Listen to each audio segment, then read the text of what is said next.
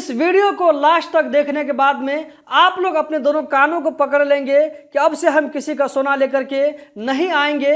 तो दोस्तों वीडियो को लास्ट तक जरूर देखें। इस वीडियो के लास्ट में एक बहुत ही पॉइंट की बात बताने वाला हूं, तो चलिए वीडियो को हम कंटिन्यू करते हैं। दोस्तों कतर से नेपाल सोना लाने के बारे में एक बड़ा कांड हो गया है। इस न्यूज का रेफरेंस आप लोगों को यहाँ स्क्रीन पर नजर आ रहा होगा।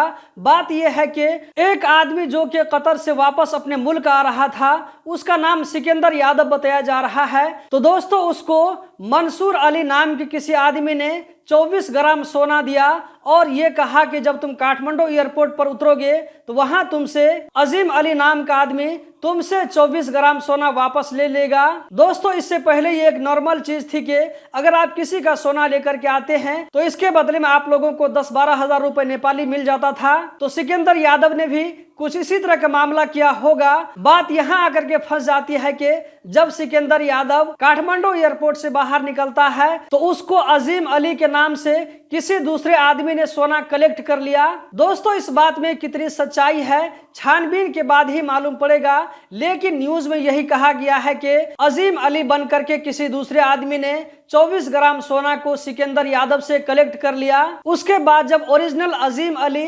सिकंदर यादव के पास में पहुंचता है और कहता है कि मेरा सोना किधर है, तो सिकंदर यादव ने यहाँ पर कहा होगा कि मैंने अजीम अली को सोना दे दिया है। इसके बाद दोस्तों क्या होता है कि जो न्यूज में बताया गया है कि अजीम अली सिकंदर यादव को पकड़ करके अपने रूम लेकर के आ जाता है और उसको बंदी बना करके रख लेता है। उसके घर परिवार वालों को धमकी देता है कि जो सोना का रेट है 4,80,000 वो मुझे वापस कर दो, वरना मैं तुम्हारे बंदे को नहीं छोड़ूंगा। इसी बीच में ये मामला पुलिस में पहुंच जाता है। पुलिस जब इस मामले के बारे में छानबीन करती है तो सिकंदर यादव को वो लोग जो है छुड़वा लेती है। इसी के साथ साथ में अजीम अली और उसका एक साथी भी था, दोनों को गिरफ्तार कर लिया जाता है। आप यहाँ पर दोनों को हथकड़ी में देख सकते हैं। तो दोस्तों यहाँ पर आप लोगों ने देखा कि एक आदमी जो कि इतना ज्यादा महंगा सामान खरीद करके 24 ग्राम सोना खरीद करके एक आदमी को दिया, ये कह करके कि काठमांडू एयरपोर्ट पर पहुंच करके इस सामान को मेरे आदमी के हैंड ओवर कर देना।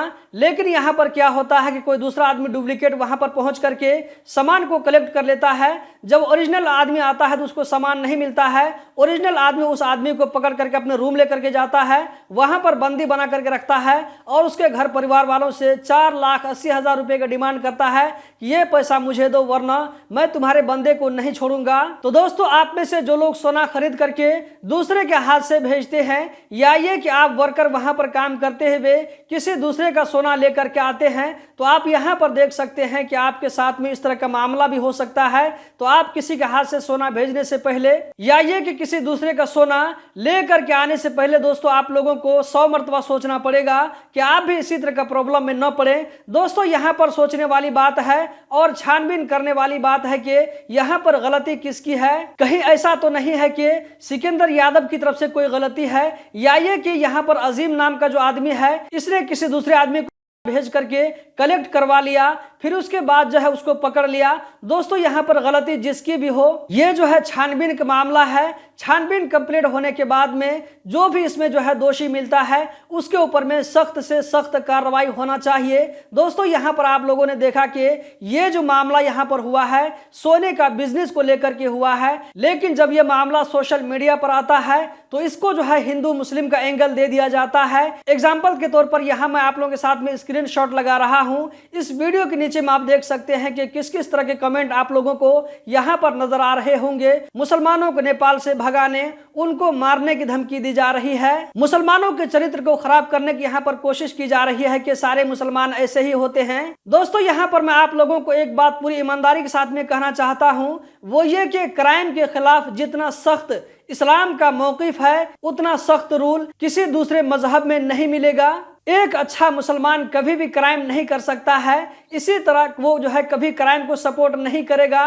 क्राइम करने वाला कभी भी एक अच्छा मुसलमान नहीं हो सकता है। तो यहाँ पर जो क्राइम हुआ है वो सोने की वजह से हुआ है, लेकिन यहाँ पर आप देख सकते हैं कि इस मामले को किस तरह धार्मिक एंगल दे करके एक खास कम्युनिटी के लोगों को बदनाम करने की कोशिश की जा रही है। दोस्तों मेरा YouTube channel HA media Nepali को जरूर सब्सक्राइब करें, क्योंकि आगे आने वाली